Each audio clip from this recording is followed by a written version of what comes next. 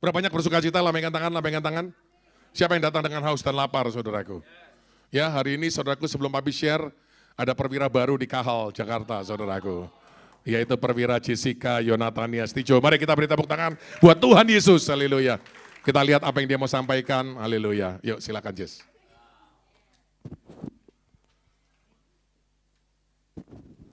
Oke, pagi semuanya.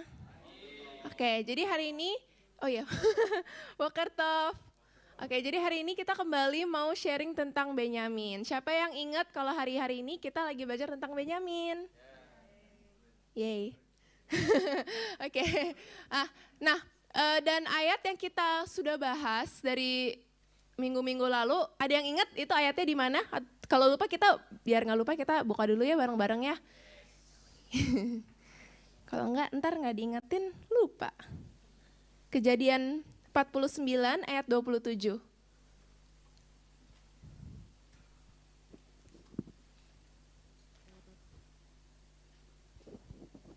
Oke, bareng-bareng ya, 1, 2, 3. Benyamin adalah seperti serigala yang menerkam. Pada waktu pagi ia memakan mangsanya, dan pada waktu petang ia membagi-bagi rampasannya. Oke, ingat kan? Ingat. Oke, nah jadi kemarin kalau yang datang ke Hebrew Perspective, walaupun gak banyak, kalian akan tahu kalau kita menemukan suatu teks yang menjelaskan ini dalam suatu cara yang kita kalau misalnya mau reka-reka sendiri gak bakal deh kepikiran gitu ya. Jadi boleh deh Nael langsung buka aja teksnya. Jadi arti Benjamin itu selain son of my right hand, artinya juga son of days, anak zaman. Jadi anak yang mengerti zaman. Oke, siapa yang tahu kita hari ini tinggal di akhir zaman? Oke, nanti kita akan bahas lebih banyak tentang itu. Tapi sekarang ya ini Inggris kan. Jadi artinya ini adalah aku tidak akan lagi disebut serigala yang menerkam. Oke, ini teks ini didapatnya dari kesaksian dari 12 patriark Tuhan, yaitu anak-anak Yakub. Jadi yang ini adalah kesaksiannya bagian Benyamin. Oke, jadi ini dia sendiri yang nulis gitu. Oke, next. But a worker of the Lord, distributing food to them that work what is good. Jadi aku bukan lagi singa, serigala yang menerkam, tapi aku mulai membagikan. Oke, membagikan makanan. Makanan tahu kan, ada juga makanan jasmani, ada juga artinya firman. Jadi dia bukan lagi ngambil, kan kalau kalian tahu naturnya serigala adalah ambil yang bukan miliknya. Oke, jadi misalnya singa udah makan, beruang udah makan, terus ada sisa-sisa daging bukan miliknya, dia ambil. Kayak gitu, itu serigala naturnya. Tapi kalau dia sekarang bukan lagi serigala yang ambil, tapi dia membagi-bagikan makanan. Makanan bisa arti makanan beneran, dan juga bisa artinya firman. Oke, itu yang aku percaya Tuhan tuntunnya kayak gitu. Next. And there shall rise up from my seed in the latter times one, di akhir-akhir zaman, tuh sekali lagi disebut, akan bangkit dari keturunanku kesayangannya Tuhan. Kesayangan Tuhan siapa? Siapa yang tahu? Beloved of the Lord itu siapa? Benyamin. Siapa yang di sini mau juga jadi bagian kesayangan Tuhan juga? Amin. Aku percaya kalau seorang bapak sayang semua anak sama. Itu yang papi waktu itu pernah ngomong ke aku, tapi perkenanannya tuh beda. Jadi anak-anak tertentu, kalau misalnya ada satu anak nih yang gak mau turutin orang tuanya sembarangan, pokoknya maksudnya apapun papi bilang, Jess, jadi kamu mau gimana pun papi gak bakal buang kamu. Kamu mau separah apapun papi bakal tetap sayang. Tapi perkenanannya pasti beda. Oke, jadi siapa yang mau jadi beloved of the Lord? Angkat tangan. Oke, next ya. Hearing upon the earth his voice and a doer of good pleasure of his will. Jadi bukan cuma memperkatakan tapi melakukan. Next. Enlightening with new knowledge all the Gentiles, even the light of knowledge. Next dulu, nanti baru kita jelasin yang ini. Bursting in upon Israel for salvation and tearing away from them like a wolf. Jadi kalau kalian tahu, Israel itu lambang pilihan pertama Tuhan. Oke, jadi Tuhan itu pilih Israel ya karena memang ya kita udah tahu ya Tuhan bukan pilih tanpa alasan dan kita udah pernah pelajarin. Tapi intinya Israel adalah bangsa pilihan Tuhan pertama. Jadi menurut yang kita pelajarin kemarin di Hebrew Perspective, Israel itu lambang orang-orang yang maksudnya di zaman-zamannya itu yang paling luar biasa lah, yang Tuhan pakai secara luar biasa. Gereja-gereja yang mungkin benar-benar tulus gitu mereka mau melayani Tuhan dan melakukan hal-hal yang luar biasa. Nah tapi tearing away from them like a wolf. Kita percaya karena ini akhir zaman, itu tuh ibaratnya gini, kalau misalnya dulu ambil yang bukan milik kita itu nggak boleh. Oke, jadi misalnya mau jemaat mau apapun, yang ambil milik kita tuh nggak boleh. Tapi kalau udah di akhir zaman ini, misalnya udah banyak orang yang kalian tahu yang mati COVID, berarti kan itu nggak mungkin menyelesaikan destiny kan, bener? Itu kalian percaya? Kalau nggak mati COVID itu nggak artinya tidak menyelesaikan destiny, amin? Amin. Karena kalau misalnya kalau orang bilang mati dalam iman bukan kayak gitu. Kalau mati dalam iman itu pasti dia udah tahu waktu kematiannya dan Tuhan sudah ngomong kayak gitu. Kalau misalnya mati karena apa ya? Mati tengah jalan kayak gitu itu udah pasti kehilangan destiny. Dan siapa yang tahu rencana Tuhan harus selesai. Amin. Destiny Tuhan harus diselesaikan. Amin. Nah kalau misalnya di zaman-zaman sebelumnya, aku percayanya gini. Mungkin kalau di zaman-zaman sebelumnya, siapapun banyak yang bisa selesaikan. Tapi kalau di akhir zaman, waktu Tuhan udah mau datang, yang mau nyelesain siapa? Nah, jadi kita percaya tuh yang bursting in upon Israel. Israel ini orang-orang pilihan pertama ini, yang mungkin dia nggak mau gitu, atau mungkin dia nggak tahu Tuhan ada kasih destiny buat dia. Itu akan bukan diberikan ya. Benjamin tuh akan seperti serigala tuh ngerampas, tapi ngerampasnya ini dalam hal ini nanti itu bukan karena nafsu gitu, bukan ngerebut karena nafsu, tapi karena udah nggak ada lagi destiny. Siapa yang bakal selesain? Kalau kalian lihat samping kiri kalian, kanan kiri kalian, lihat samping kiri kanan kalian. Ya ampun, kayak gini bentuknya gitu. Termasuk aku gitu, ya ampun apaan gitu. Tuhan gak salah gitu. Mau percayakan gitu banyaknya buat kita. Kalau kalian tahu hari-hari Tuhan sedang kerjakan apa buat Kahal. Aduh luar biasa, terus kayak bener-bener gak ada satupun yang Tuhan percayain sama kita.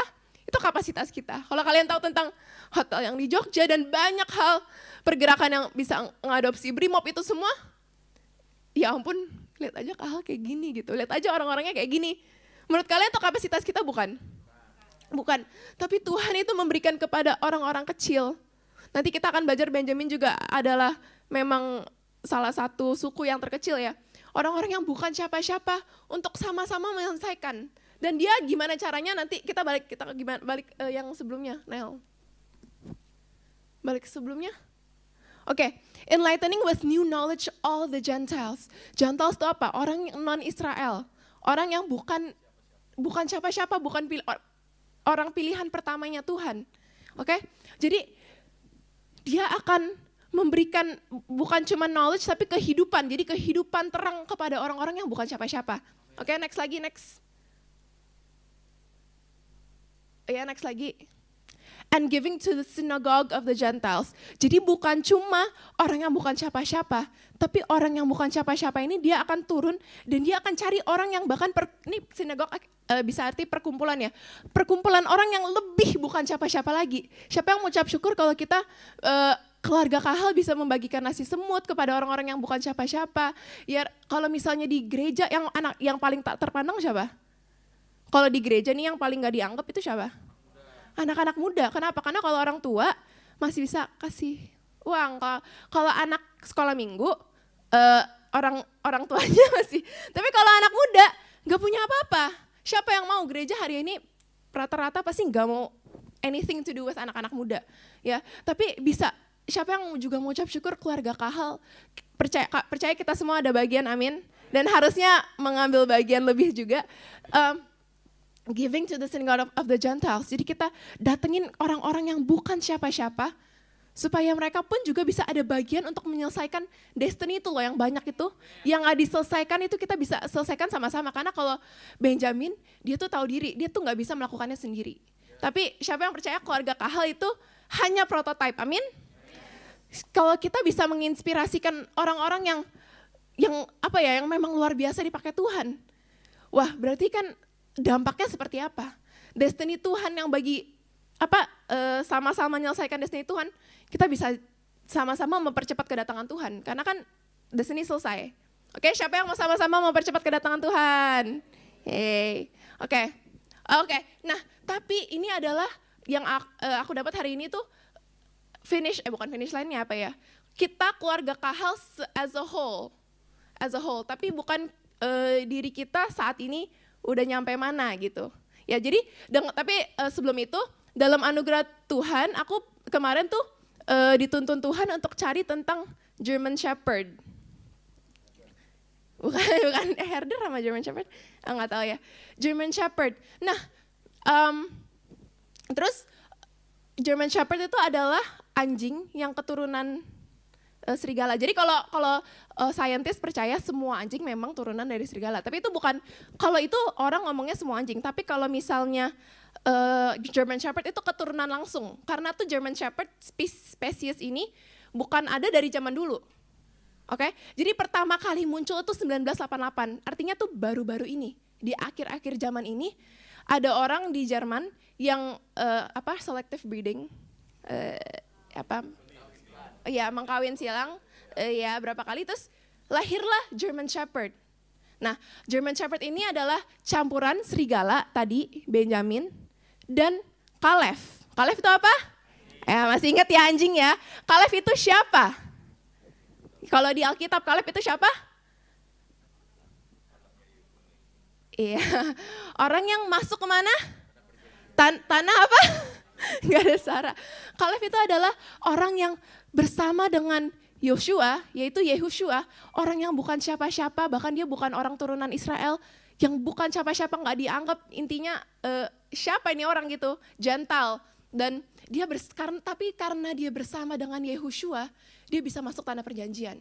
Dibanding yang lain-lain dari suku-suku yang lain, yang hebat-hebat tapi ya nggak masuk tanah perjanjian. Nah, kalau kita sekarang, tadi ngomong Alkitab, sekarang kita ngomong bumi. Nah, bumi. Nah, aku kemarin pas cari-cari tentang tentang German Shepherd ya. Jadi pas aku cari internet, pokoknya nggak tahu gimana caranya dapat tuntunan Tuhan. Akhirnya ke sana lah gitu, German Shepherd. Nah, pas aku baca-baca tentang German Shepherd, itu shock. Karena yang pertama tadi, dia bukan spesies yang ada dari dulu, tapi dia baru muncul di akhir-akhir zaman, satu. Oke?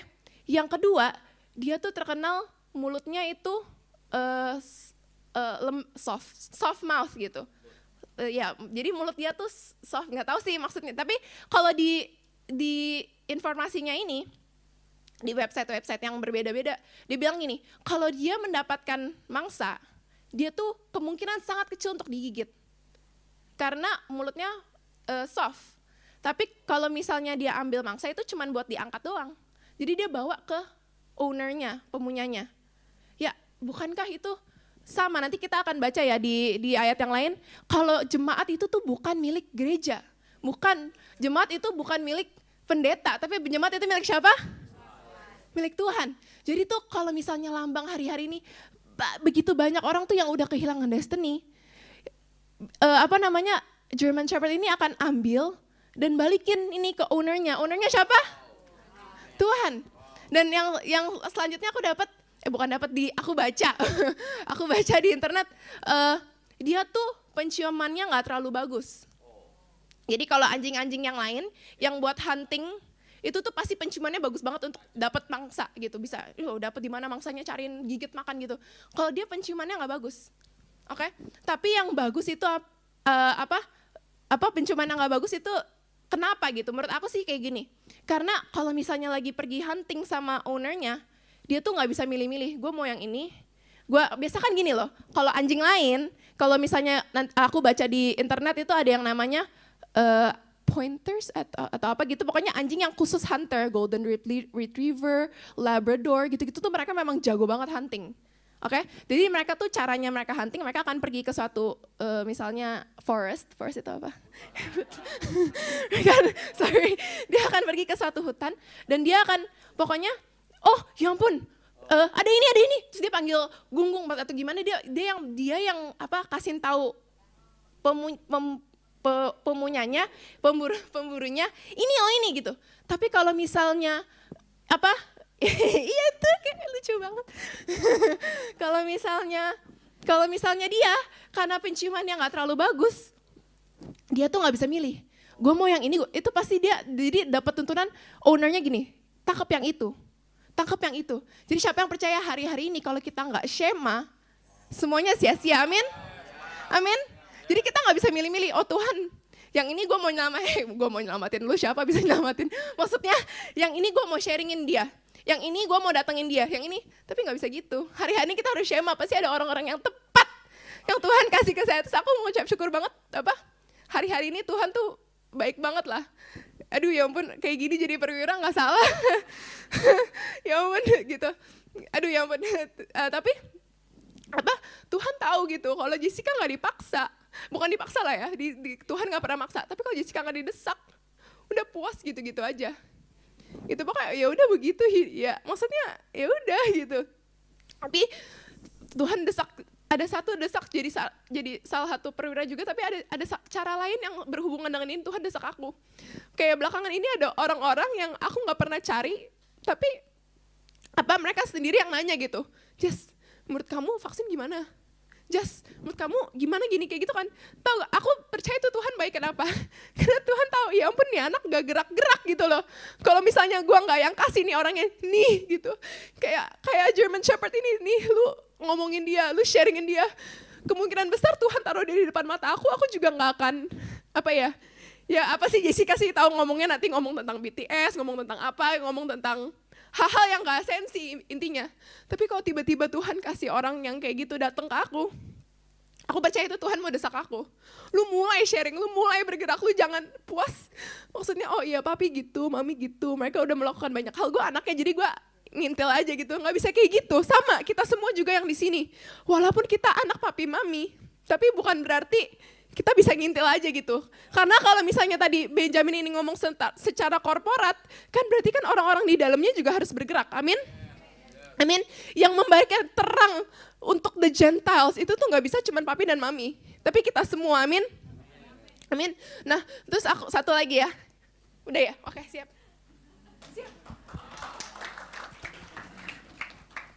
Siapa yang diberkati saudaraku?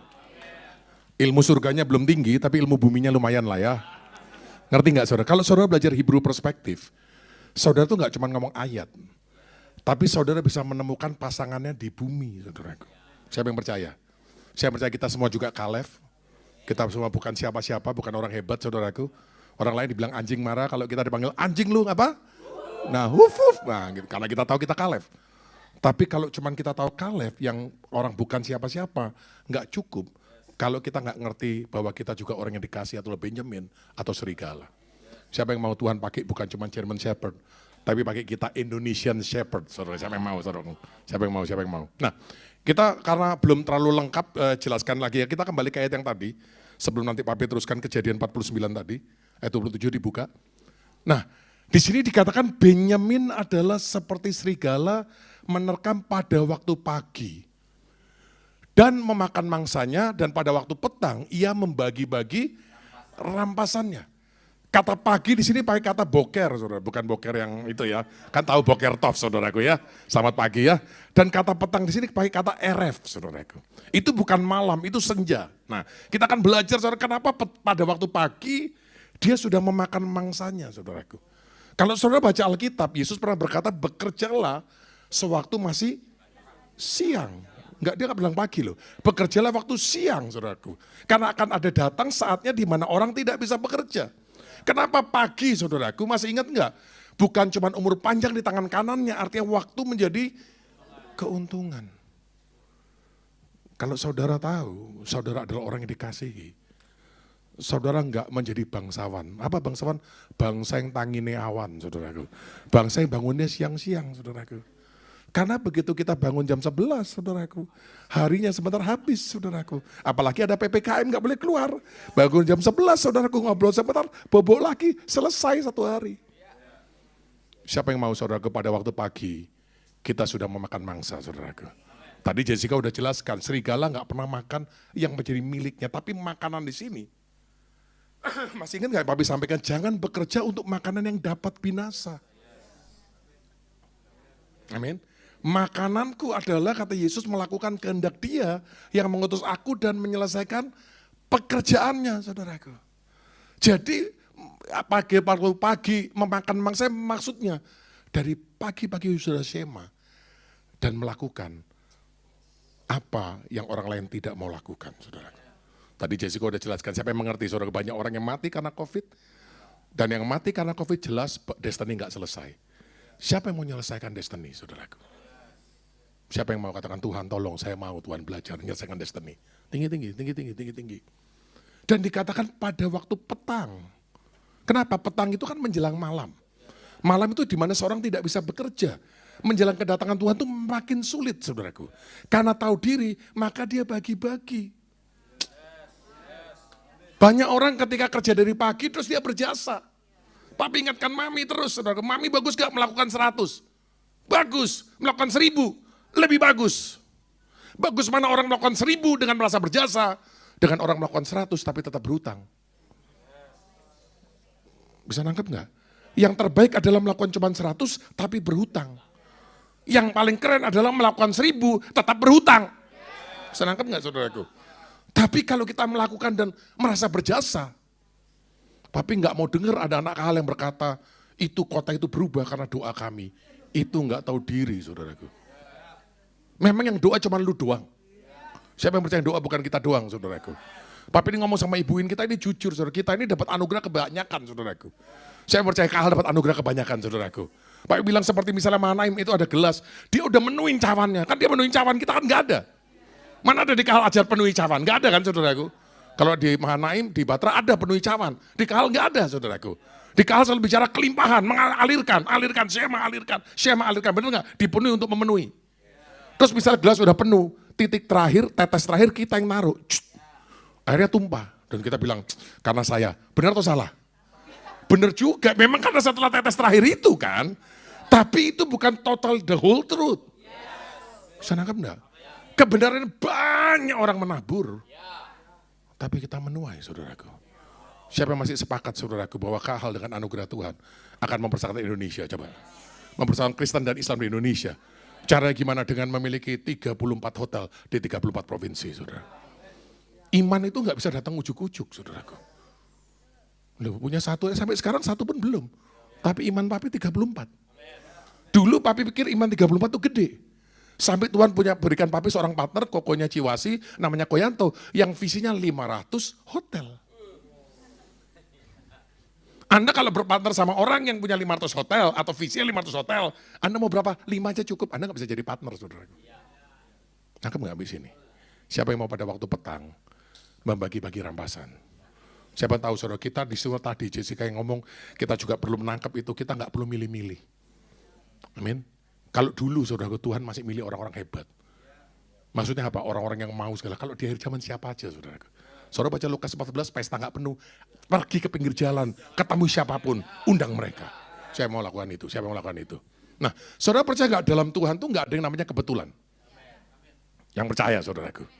Kalau percaya kebetulan itu kebangetan. Walaupun banyak orang profetik itu suka gatomologi atau cocomologi itu, saudaraku. Tapi saudara percaya nggak? Bagi kita nggak ada yang kebetulan, saudaraku. Coba kita buka dulu ayatnya hari ini yang Papi mau share, saudaraku, Mazmur pasal 25. Kita lihat dulu, saudaraku, bahwa Tuhan itu sebenarnya di akhir-akhir zaman ini punya satu jalan yang semestinya Tuhan mau kita pilih, saudaraku. Dia nggak pernah maksa, tapi kita buka Mazmur 25 ayat 8 sampai 12. Ayat 8 dulu. Mazmur 25 ayat 8 sampai 12, sekarang buka ayat 12 dulu, sebentar, buka ayat 12. Nanti kita kembali. Oke, 1, 2, 3.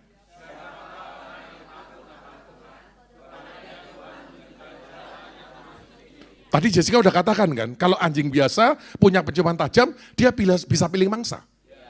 Tapi German Shepherd, saudaraku, dia karena nggak tajam, dia nggak bisa pilih. Dia Syema, Tuhan suruh siapapun dilakukan. Ayatnya ada, saudara, di sini kata siapakah orang yang takut akan Tuhan, kepadanya Tuhan menunjukkan jalan yang harus dipilihnya. Bukan maunya kita. Makanya kita doa bukan supaya hebat, sakti, duran, enggak. Supaya kita nggak salah langkah. Kita bisa shema. Kita bisa melakukan, siapa yang mau belajar shema, saudaraku.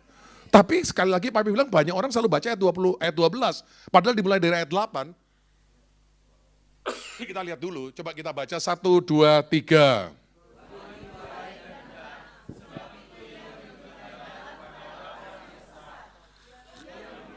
Udah ayat 8 dulu, saudara, terlalu semangat. Tuhan itu baik dan benar. Tov Veyasar. Dia baik, dia benar. Kalau Tuhan itu baik dan benar, dia bisa jalan sama orang merasa baik dan benar nggak? Yesus katakan cuma orang sakit yang perlu dokter. Orang berdosa yang perlu Tuhan. Pendeta ngajarkan karakter. Habis sikat lagi, saudara. Ini ayatnya, saudaraku. Tuhan itu baik, siapa yang percaya yang baik dan benar cuma Tuhan. Kita nggak baik, kita nggak benar, saudaraku. Tapi kita tahu diri, karena kita nggak baik, nggak benar, maka kita mau berjalan bersama Tuhan yang baik dan benar. Kita bisa dibenarkan karena berjalan bersama Tuhan, bukan karena karakter. Gue nggak ada amin. Kita bisa melakukan yang baik kalau kita berjalan sama Tuhan. Kata kuncinya berjalan bersama Tuhan, bukan bagaimana cara kita berjalan, tapi berjalan dengan siapa. Siapa yang mau berjalan dengan Tuhan, saudara? Oke, ayat 9. Sederhana kok. Ia membimbing, apa? Rendah hati. Kalau orang yang sok tahu merasa ngerti firman, perlu dibimbing nggak? Ayat saya dari kecil, setiap hari 40 chapter. 50 chapter, ngerti nggak? Enggak. Papi bingung ya, semua hamba Tuhan tuh merasa tahu firman Tuhan. Tapi biasanya Papi nggak sombong, Papi bersyukur kalau ketemu Papi, bingung semua. Papi ketika ngomong sama Joshua, sama Kemenkesya, Papi ngomong, loh kalian nggak harus setuju loh. Keluarkan semua ayat apapun yang kalian tahu. Kita diskusi, nggak ada berdebat. Hamba Tuhan semua sinode denominasi merasa ngerti firman. Padahal Papi tahu, kalau Papi itu nggak ngerti firman. Papi cuma bisa membagikan apa yang sudah Tuhan singkapkan. Dan singkapkan firman itu ada levelnya enggak? Ada levelnya, saudaraku. Kalau saudara ketemu dia, tanya aja. Pak, Bapak hati-hati, pasti pendeta khotbah, waspadalah kepada serigala berburu domba nabi palsu. Pak, kalau serigala jahat, kenapa Benyamin disebut serigala sama Yakub? Pasti pendetanya stres. Coba, boleh coba, nggak usah percaya Papi. Coba aja. Kenapa, saudara? Karena semua kita tuh merasa ngerti firman, tapi kita tuh sebenarnya masih main di kulit-kulit. Kita nggak mau terima informasi, kita nggak mau terima teknologi. Bahkan pendeta itu masih harus Papi ajarin. Kalau baca Alkitab harus buka Google, buka Wikipedia. Kok nggak ada yang amin sih? Lu mau 70 pasal kalau baca nggak ngerti percuma. Dulu masih bisa, saudaraku. Hari ini nggak bisa. Siapa yang sepakat? Siapa yang sepakat, saudara? Siapa yang sepakat? Kalau kita nggak mau cari referensi lain, 66 kitab cukup. Baca sampai teler, nggak bisa ngerti. Nama-namanya aja nggak jelas, saudaraku. Halo, bisa nangkep saudaraku ya? Siapa yang mau belajar, dia mengajarkan jalannya kepada kita. Mau belajar ayat 10. Segala jalan Tuhan adalah apa? Kasih setia dan kebenaran bagi orang yang berpegang pada. Loh, gereja kan ngertinya penebusan, masih tahu ya? Gereja nggak pernah ngajarin perjanjian loh. Ikut Yesus mati masuk surga, ikut Yesus diberkati, ikut Yesus nanti jadi luar biasa. Apa itu? Itu janji. Itu bukan perjanjian. Janji adalah satu arah, perjanjian adalah dua arah. Halo. Kalau janji nggak paling kalau cuma janji paling jelek tidak mendapat yang dijanjikan. Tapi kalau perjanjian yang melanggar mati. Saudara pelajari sendiri. Ayat 11, saudara Papi nggak punya waktu banyak karena oleh karena namamu ya Tuhan, ampunilah apa? Sebab apa? Daud ngomongnya kesalahannya apa? Besar. Ada hamba Tuhan. Saya waktu doa, Tuhan bilang, nak gimana? Oh hari ini you are okay. Kalau Anda bilang Anda pendoa, doa 5-6 jam. Setelah ketemu Tuhan, Tuhan bilang Anda okay. Percayalah Anda tidak ketemu Tuhan. Kita itu mau doa 24 jam juga nggak okay.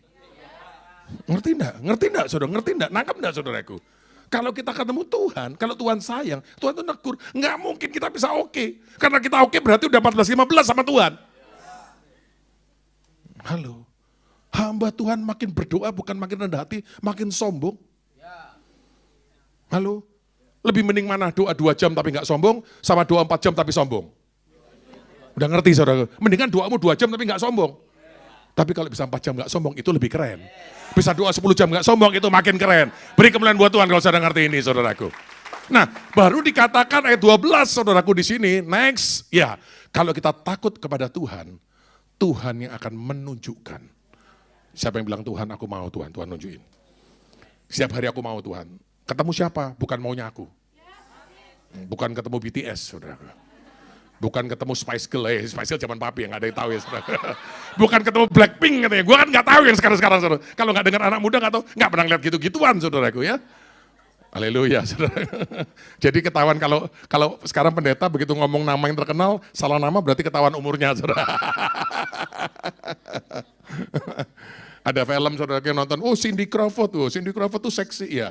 Cindy Crawford pada waktu umur dia udah 50 tahun saudaraku ya, jadi biarpun Mercy juga udah Mercy kuno banget saudara. Yang ngerti nggak ngerti sudah saudaraku. Nah hari ini saudaraku kita teruskan tentang Benyamin. Siapa yang mau terus belajar tentang Benyamin? Siapa yang juga bukan cuma mau belajar tentang Benyamin, yang mau menjadi Benyamin saudaraku. Yang pertama kita lihat dulu, tolong udah disapkan ya petanya ya. Kita lihat dulu petanya, peta 12 suku supaya Anda tahu saudaraku. Engeng. Oh. Belum saudaraku. Mencipta, bisa digedein dikit nggak? Nah, yang di tempat Benyamin, pinternya, turun ke bawah. Ya udah stop sampai situ. Nah, saudara lihat ya, Benyamin itu daerahnya gede atau kecil? Kecil banget, saudaraku. Benyamin itu nggak pernah ditentukan untuk jadi besar. Karena setahu papi, orang biasanya kalau belum dipakai Tuhan, tahu diri. Kalau sudah dipakai Tuhan, lupa diri. Bener nggak? Bener nggak? Apalagi jemaatnya udah 1 juta. Wah, gimana rendah hatinya? 1 juta men. 1 juta jemaat, 1 juta dolar. Dari tahu diri, jadi lupa diri, kata Pak Yudi nih, pewayan baru, jadi hilang diri bahkan saudaraku. Karena seringkali kita itu begitu jadi besar, kita lupa. Halo, jemaat-jemaat kahal yang dulu, nggak tahu sekarang mudah-mudahan nggak ada saudaraku. Waktu miskin tahu diri. Diberkati dikit, kurang tahu diri. Diberkati banyak, lupa diri. Sama Tuhan 14-15 lah. Nah. Saudara lihat ya, Benyamin itu kecil saudaraku. Benar ya? Dan dia diapit sama apa? Di atas kelihatan nggak itu? Efraim yang kecil juga saudaraku. Dan Yehuda saudaraku.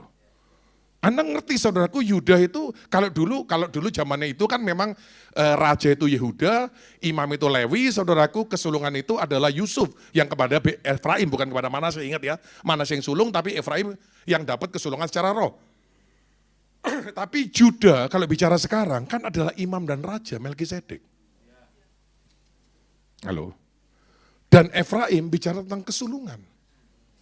Jadi yang bisa menjadi tempat pertemuan antara yang imam dan raja dan kesulungan, Benyamin. Yang kecil, yang tidak berarti. Tapi yang keren, siapa yang mau terima pengurapan dan pengertian kapasitas mengenai Benyamin, saudaraku. Benyamin berbeda sama 11 anak yang lain. Kenapa? Karena satu-satunya anak Yakub yang lahir di tanah Kanaan adalah Benyamin. Mulai meledak sebagian. Ngerti enggak maksudnya saudara? Kalau firman mengenai Benyamin itu Tuhan berikan buat kita sekarang, berarti kahal mulai lahir, mulai masuk di tanah Kanaan. Yang percaya katakan amin. 1 menit buat Tuhan Yesus. Yang percaya kita lahir di tanah Kanaan. Segera akan tiba kesudahannya saudaraku. Segera akan menyelesaikan destiny saudaraku. Semua yang 11 hebat-hebat, enggak ada yang lahir di Kanaan. Tapi Benyamin, saudara ngerti ya kalau secara profetik ya, siapa yang percaya firman mengenai Benyamin ini kita mau terus dalami? Yang percaya kemarin minggu lalu sama sekarang nggak cukup. Wah kalau belajar firman 2 kali cukup, Anda itu nggak tahu diri saudaraku. Papi makin belajar, makin papi bertobat tapi juga bersyukur. Amin. Katakan kanan kiri, siap-siap nih. Kita sudah ada di tanah Kanaan. Kita sudah ada di tanah Kanaan. Walaupun Benyaminnya masih kecil. Siapa yang percaya kita Benyamin yang kecil? Bukan Benyamin langsung gede saudaraku, Benyamin kita belajar. Nah yang keren nih saudara lihat, di tanah Benyamin kelihatan gak ada 3 kota saudaraku. Yang kecil itu, Yang pertama adalah Yerusalem.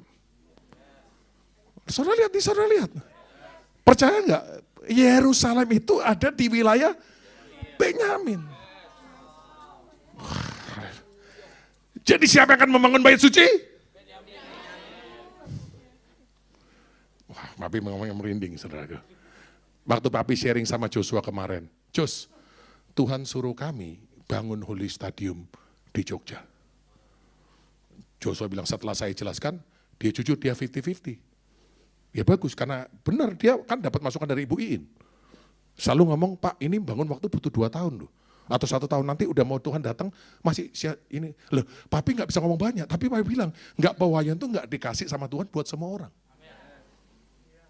Halo, bahkan Daud pun yang jago perang, Tuhan bilang gak boleh bangun bait suci. Because he is man of war. Yang harus bangun bait suci siapa? Salomo, namanya siapa? Yedidia, Yedidja, Yedid, masih ingat enggak? Yang dikasihi Benyamin, saudaraku. Halo. Nah, kita enggak bangga, saudaraku. Kalau orang enggak dapat penyingkapan, saudara pikir kita mau bodoh, saudaraku. Ya, bangun Holy Stadium memang uangnya sedikit. Memang yang setuju banyak. Mungkin banyak orang enggak setuju. Siapa Biantoro? Loh itu. Memang bukan siapa-siapa. Tapi siapa yang percaya yang di luar ini cuman kontainer? Yang percaya, Biantoro bukan siapa-siapa, kita semua bukan siapa-siapa. Tapi Christ in us, Kristus di dalam kita, dia lebih dari dahsyat. Siapa yang percaya, saudara? Siapa yang percaya? Katakan kanan kiri, Kristus di dalam Anda, lebih dari dahsyat. Mari kita bangun bait suci sama-sama. Loh, bait suci Yerusalem loh. Yang kedua, saudaraku, kenapa Papi dari Yerusalem? Dari selatan, saudara. Nanti saudara lihat, karena angin badai dari selatan. Ya, setelah itu di kanan ada apa? Yeriko. Saudara masih ingat nggak Yeriko? Papi ngomong tentang apa? 7 imam, 7 sangkakala. Rapture, saudaraku. Jericho is the place of rapture. Kalau Anda tahu kan Papi udah bilang, saudara, 2 saksi. Semua kalau saudara pelajari, Papi pernah bagikan, kalau saudara ingat ya seminar mengenai Revelation through the Hebrew perspective. Yeriko itu jelas pada waktu sangkakala terakhir dibunyi, tembok hancur. Ini tembok itu tubuh ini loh.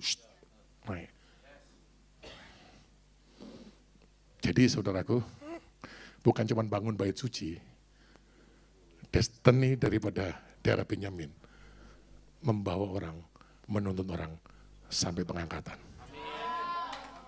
Beri kemuliaan buat Tuhan kalau saudara percaya.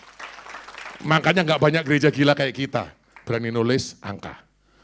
Kalau salah gimana? Puji Tuhan, ada waktu tambahan. Kalau benar gimana? Gua selfie, gua kirim ke lu waktu lu ketinggalan. Kan gitu gampang. Buat Papi, kenapa takut salah sih? Yang penting bukan benar salah. Yang penting apakah kita mau waktu menguntungkan atau merugikan. Tuhan tuh tahu Biantoro itu bukan orang baik, bukan orang benar. Males, licik, dan sebagainya. Kalau masih lama, pasti gua santai. Udah tahu deket aja kadang-kadang kalau lupa diri masih santai. Benar nggak? Jujur siapa yang kita kadang-kadang masih santai? Udah tahu deket masih santai, berarti tahu diri nggak? Nggak tahu diri, kita nggak tahu diri. Kalau orang lain semua sangat diurapi, saudaraku. Sangat cinta Tuhan. Lihat saudaraku, nggak kebetulan saudara, di tanah Benyamin ada Yerusalem, bait suci, ada Yeriko. Bicara tentang rapture. Dan di sana ketika ada Gibeon. Saya tahu Gibeon? Ketika Yosua memberhentikan matahari di bukit Gibeon dan lembah Ayalon, saudaraku. Tempat paling supranatural adalah Gibeon. Kalau nanti saudara pelajari aja saudaraku ya. Gibeon bukan cuma tempat Yosua memberhentikan matahari. Tempat Salomo mempersembahkan korban. Dan Tuhan mendatangi dia dalam mimpi. Dan dia diminta pengertian, dan Tuhan ngasih pengertian plus hikmat. Itu juga di Gibeon, saudara. Mau bersyukur nggak? Bait suci, rapture, supranatural plus pengertian dan hikmat, adanya di tanah Benyamin. Tapi syaratnya kecil. Tahu diri, jangan lupa daratan. Mari kita jadi, tadi aja, jadi German Shepherd aja, siapa yang mau saudara? Jadi Kaleb plus Benyamin aja saudaraku. Nah, saudaraku, papi percaya nggak ada yang kebetulan, saudara percaya kebetulan? Kalau Anda percaya kebetulan ya nggak tahu lagi saudaraku. Buat papi ini dahsyat saudaraku. Siapa yang masih mau lebih lagi saudaraku? Udah cukup nggak? Banyak saudaraku. Minggu lalu kan papi udah ngomongin dari suku Benyamin siapa? Masih ingat nggak? Saul, raja yang pertama, benar? Setelah itu Saul juga, tapi Saul yang perjanjian baru. Saulus, ya, Paulus ya, dari suku Benyamin. Mau tahu ada rahasia yang baru nggak? Ternyata suku Benyamin bukan cuma Raja Saul sama Paulus, saudaraku. Kalau Alkitab nggak ada yang ngomong, saudara cari nggak ada yang ngomong, saudaraku. Orang Kristen nggak tahu. Tapi menurut nabinya orang Islam, Yona, Yunus adalah orang Benyamin. Pertanyaan papi nih, kalau setan bisa pakai Alkitab, Tuhan ya bisa pakai segalanya lah. Percaya nggak? Yang masih percaya Tuhan lebih sakti dari setan. Loh kenapa sih pendeta begitu di-sharing benda dari surga sesat terus saudaraku? Kalau setan percaya, kalau Tuhan nggak percaya. Bicara terbang saudaraku, setan percaya, Tuhan nggak percaya mereka saudaraku. Bicara ngilang, setan bisa, Tuhan nggak bisa. Gimana Yesus nggak bisa ngilang? Orang bisa di puncak gunung mau dilempar, ada 3.000 orang, ribuan orang. Kalau nggak bisa ngilang, gimana cara melarikan diri? Kalau papi bayangin, pasti dia udah kayak flash lah. Nah, benar atau benar? Mau dibunuh, tiba-tiba lolos saja saudaraku. Saya mau percaya Yesus pokoknya paling sakti lah dibanding semua. Coba, yang percaya. Buat kenapa orang nggak percaya? Karena gereja bangga dengan doktrin. Dikit-dikit baru yang kita alami orang nggak ngerti saudaraku. Gimana nanti yang terakhir kita ceritakan anak kecil dapat 5 dari surga. Orang dewasa aja dapat benda dari surga nggak percaya. Gimana anak kecil saudaraku? Ya, di sini saudaraku, saudara tahu kan? Kita buka bentar coba Yunus pasal 4.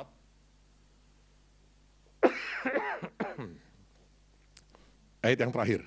Ayat berapa itu? Ayat 11 enggak? Yunus pasal 4? Atau ayat 11 ya, kalau nggak salah ya. Coba kita lihat dulu nih, tapi tanya dulu nih saudaraku. Yunus 4 atau 3? Pokoknya pasal 4 terakhir 4 kan, bener kan?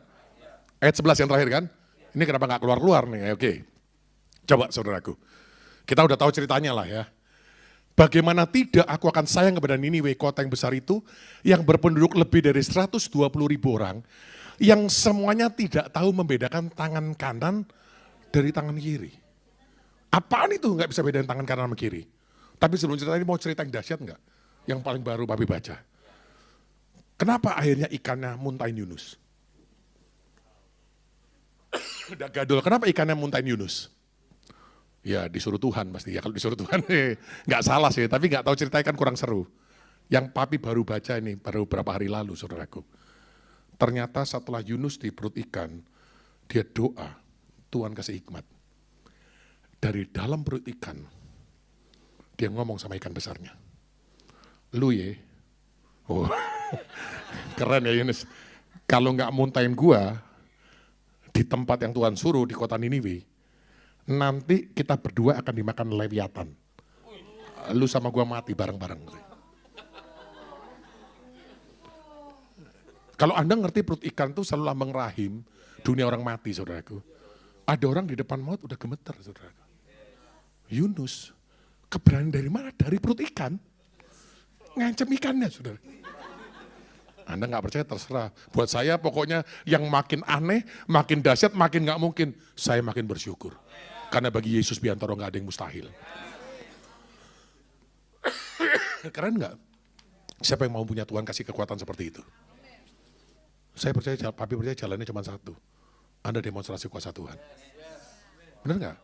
Di sini pelembar virus, enggak, bawa orang sakit virus ini. Sakit corona sini. CT berapa? Doain, langsung tes. Oksigen berapa? Langsung tes. Tanggung, kalau itu naik pasti nggak bisa marah. Siapa yang percaya saudaraku? Tanggung, kalau udah mau gila-gila sekalian saudaraku. Kalau nggak naik gimana? Nanti kita pikirkan saudaraku. Loh kan Tuhan bilang kalau kita dibawa ke muka agama nggak usah mikir ngomong apa. Pokoknya yang Tuhan Roh Kudus kasih kita ngomong. Jadi puji Tuhan, kalau nggak jadi nggak apa-apa saudaraku. Orang lain sukanya gagal, kalau gagal malu. Papi nggak pernah malu kalau gagal. Papi malu kalau nggak berani berjalan sama Tuhan. Papi akan jadi malu kalau nggak berani menanggung resiko. Nah pertanyaannya, Ini orang nggak bisa membedakan tangan kanan sama kiri, ini maksudnya apa? Apakah menurut Anda mereka buta huruf? Apakah mereka bodoh? Kira-kira kenapa? Saudara ngerti nggak kira-kira kenapa, saudaraku? Sebenarnya kalau Anda ngerti hari ini, saudaraku ya, itulah lambang semua gereja hari ini. Udah nggak tahu lagi mana yang benar, mana yang salah. Kita tahu ya, tangan kanan saya ada kekuatan, tangan kiri ada kelemahan. Udah nggak bisa membedakan, saudaraku. Ya, kalau ada orang tetap seperti Daniel mempersembahkan doa walaupun dilarang pemerintah, katanya aliran keras. Padahal Daniel ada peraturan tidak boleh 3 hari ini memberikan apapun. Dia 3 kali sehari, pintu jendela kebuka. Show off, saudaraku. Benar nggak? Sadak Medat Abednego, saudara, hananya misal Asaraya, saudaraku. Kalau nggak mau tunduk menyembah patung, ada orang tidak mau menyembah patung corona dan semua vaksinnya dibilangnya sesat. Lu semua para rasul juga dilarang memberitakan nama Yesus, benar nggak? Disesah kan? Yang larang siapa? Pemerintah nggak? Mereka lawan nggak? Lawan. Engkau jadi saksi, apakah kami harus beritakan nggak nama itu? Loh, ini semua udah kebalik-balik, saudaraku. Anda tahu, negara Asyur yang mendirikan, dan kota Niniwe yang mendirikan adalah Nimrod, saudaraku. Cepat aja Asyur, saudaraku. Aleph, Shin, Wa, Res. Pemimpin yang kerjaannya menghancurkan perjanjian sama raja. Itu Asyur. Niniwe, kalau saudara ngerti Niniwe, saudaraku. Niniwe, saudaraku. Nun, Yod, Nun, Fa, He. Keturunan yang ngerjain. Keturunan yang sedang punya perjanjian akan kehidupan. Saudara, hari ini terjadi. Semua merasa benar. Enggak bisa bedakan tangan kanan sama tangan. Tapi lihat, Tuhan tetap sayang enggak? Tuhan sayang enggak? Kan Yunus itu dalam 40 hari, Niniwe akan kutunggang, balikan. Kalau Anda nggak ngerti Anda nggak ngerti darah, Anda nggak ngerti kehidupan, Anda nggak ngerti chaos, Anda tidak akan melakukan apa-apa, saudara. Pelajari, saudara, pelajari. Niniwe, Yunus, menurut bukan eskatologi, menurut tafsiran daripada filsuf, daripada ahlinya Muslim, keturunan Benyamin. Siapa yang percaya Yona bin Amitai, saudara? Siapa yang masih ingat ya? Yunus, Yona, Merpati, Roh Kudus, dan ada my truth, my present truth. Tapi bukan the new truth, bukan the old truth, saudara. Dan papi dapetin lagi bukan cuma Yunus ternyata. Mau tahu lagi keturunan Benyamin? Siapa yang mau tahu? Atau mau Hebrew Bible School saja nanti? Nanti dalami ya, cari ya. Yang keturunan Benyamin adalah Mordekai. Orang kecil, bukan siapa-siapa, pengikut Marduk, yang mengadopsi, saudaraku. Ini kalau Anda belajar ya, semakin Alkitab itu kalau semakin digali, itu semakin keren. Kayak nemukan sesuatu yang baru, dan yang lama jadi satu. Makanya Tuhan bilang ahli Taurat itu seperti seorang tuan rumah, yang mengeluarkan pendengaran yang lama, dan yang baru, digabung. Itulah keren, saudaraku. Siapa yang mau, siapa yang mau, siapa yang mau? Siapa yang mau jadi Yunus, saudaraku? Yunus harus lewat perut ikan, saudaraku. Siapa yang masih mau? Nggak sanggup, tapi rela, tinggi-tinggi. Yang penting sama-sama Yesus. Benar nggak? Di perut ikan kalau sama Yesus aman nggak? Di api yang dibakar kalau sama Yesus aman nggak? Kalau nggak sama Yesus. Di restoran aja nggak aman, saudaraku. Lagi makan bisa datang Satpol PP kan? Kalau nggak ada Yesus kan? Kalau ada Tuhan Yesus di mana-mana aman, saudaraku. Siapa yang bukan cuma mau jadi Yunus, tapi juga mau jadi Mordekai. Kak Amin waktu papi cerita, wah meledak rohnya, saudara. Berarti kalau Mordekai dari Benyamin, berarti keponakannya Esther. Nggak tahu lah, Esther gua nggak peduli. Bukan nggak peduli, yang lain dia jadi Esther, saudara. Kalau papi cukup jadi Mordekai, saudara. Anda mau jadi Benhin, saya nggak mau jadi Benhin. Anda mau jadi Bill Wilson, saya nggak mau. Biar mami jadi Bill Wilson, saudaraku. Gua jadi yang memungut aja. Lebih aman, saudaraku. Amin cerdas, nanti kita ada bercandaan, tapi ya sudahlah. Ya jangan di sini, nanti lagi duduk aja, itu nggak boleh, saudaraku. Amin udah mulai, Kak Amin ini mulai cerdas ikut papinya, saudara. Ngapain kita jadi gembala gereja besar? Saudara tahu nggak? Kalau walaupun nulis stadium nanti kita bangun, papi nggak akan jadi pendeta di situ. Ngapain kita jadi gembala? Tanggung jawabnya besar, nggak terjadi destiny, tanggung jawab sama Tuhan. Kalau tanya papi boleh senang misalnya Pastor Andi jadi gembala, bagus saudaraku. Dia gembala, gue jadi bapaknya gembala. Gue gak ngurusin jemaat, gue ngurusin dia aja satu. Saudara. Ini yang ngurusin jemaat semua. Wah ketahuan dikitnya, gak apa-apa saudaraku. Seorang kepelikat menurut papi itu pengertian dan hikmat yang dari Tuhan. Saudara. Ngapain kita mau terkenal? Anda pikir papi bangga kalau khotbah depan 10.000? Enggak. Khotbah segini aja keringetan, apalagi 10.000. Lebih banyak keringetannya saudaraku. Tapi papi akan bangga kalau anak-anak rohani papi. Anda semua tiba-tiba berdiri, wah, sampaikan dengan fire, wah itu keren, itu keren. Siapa yang mau jadi Yunus juga mau jadi Mordekai, saudaraku. Tinggi-tinggi. Udah. Jadi ini papi belum jelasin detail ya, tapi supaya nangkep aja. Dan saudara tahu nggak, Tuhan itu selalu saking kerennya. Tuhan itu selalu membuktikan apa yang kita percayai, saudaraku. Biasanya pelatih sama yang dilatih, mana yang lebih syema? Pelatih. Biasanya pemimpin sama yang dipimpin, mana yang lebih syema? Pemimpin. Tapi kalau di kahal nggak selalu kayak gitu, saudara. Siapa yang bersyukur, saudaraku? Siapa yang tahu baru kejadian-kejadian ini, saudaraku? Apa yang terjadi, saudaraku? Kita bersyukur Tuhan pakai Om Deddy, saudaraku. Tapi pasti kita jauh lebih bersyukur Tuhan pakai Salat, saudaraku. Salat tuh hari ini aja ngambek lagi, saudaraku. Lihat. Nggak digendong tadi begitu, mami ya begitu Salat udah ketahuan lah. Dia tadi itu nangis minta digendong, semua tahu. Dan dia nggak akan berhenti kalau nggak ada yang gendong. Saudara. Kalau papi biarin. Saudara. Yang lain mungkin ada orang nangis nggak bisa doa. Gue lu orang menangis teriak, gue doa aja emang gue pikirin. Saudara. Saudara, waktu papi dengar Salat bisa apa ya bahasanya lebih align, bukannya Om Deddy nggak align, itu keren nggak? Yang papi dengar Salat yang ngajak pakai jubah ya Om, bener ya? Terus tiba-tiba cuk. Papi itu nanya bukan papi nggak percaya, tapi kan papi nggak boleh salah, saudaraku. Karena paginya katanya Kak Inca baru bawa delima. Kok tiba-tiba ada delima udah kebuka, saudara, makan ditabut, krauk. Itu delima dari surga atau ya bisa aja kan? Kita bukan mungkin ada yang beli delima, mungkin siapa tahu Eldonia mungkin beri delima terus udah dibukain terus sama Salat dimasukin paginya. Namanya anak kecil sekarang kan bisa mau apapun kan juga bisa, saudaraku. Walaupun waktu papi dengar, wih gila, badannya penuh debu emas dan segalanya, minta coba, nggak ada yang kebetulan, saudaraku. Saudara, kalau Anda belajar delima, ini papi ada waktu nggak, saudara ya? Anda mau secara profetik atau secara bumi? Biasanya kalau delima Anda baca pertama kali first mention, saudaraku, itu pasti kita lihat, udah tahu ya saudara, jubah imam ya, Keluaran 28:33 ya. Tapi gini aja, delimanya di situ, itu delima yang buatan yang dibuat dari kain ungu. Tehelet itu. Jadi itu delima profetik. Anda kalau makan mau delima profetik? Atau delima asli, saudara? Kalau delima dari kain ungu, iya walaupun delima sih bentuknya, tapi kan nggak bisa dimakan. Nah, kata kuncinya, saudara, kalau saudara mau belajar, walaupun kata delima pertama kali muncul di Keluaran, tapi kata rimon itu munculnya di Ulangan. Kita buka dulu Ulangan pasal 28. Satu ayat aja, setelah itu papi akhiri. Bilangan 33 ayat 19. Sorry, bukan Ulangan, Bilangan.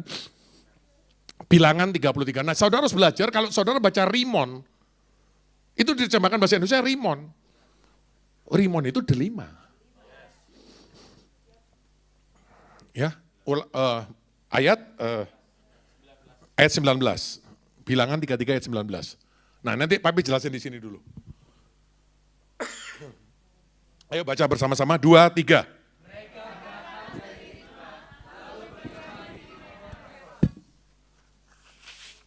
Ini bukan Risma dan Ahasiveros, saudaraku ya. Ini mereka berangkat dari Ritma dan berkemah di Rimon Peros. Nah, papi jelaskan dulu. Nanti Anda pelajari Alkitab, kalau Anda baca kata Peros, sampai Peros, Rimon itu artinya delima. Rimon Peros atau Rimon Peres itu artinya a bridge of pomegranate. Jadi tiba-tiba delima yang muncul gitu tiba-tiba.